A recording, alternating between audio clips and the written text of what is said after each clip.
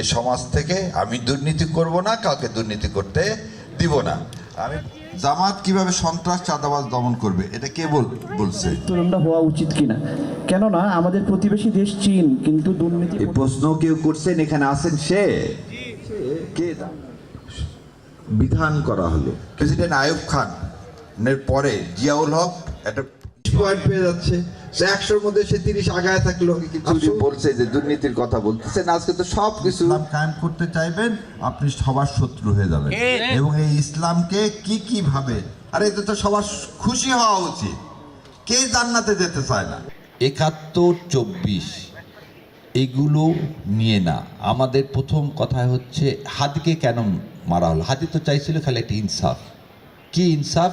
যে দেশে ভারতীয় আগ্রাসন থাকবে না।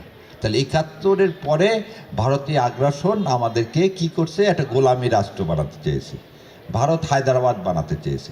এটার বিরুদ্ধে আমরা যারা কি করি, আন্দোলন করি, যুদ্ধ ঘোষণা করি, তাদেরই জীবন বিপন্ন হয়। তার মানে ইনসাফের পক্ষে থাকলে ভারত আপনার উপরে খুব রাগ, আর যদি গোলামের পক্ষে থাকেন তাহলে সে খুব খুশি।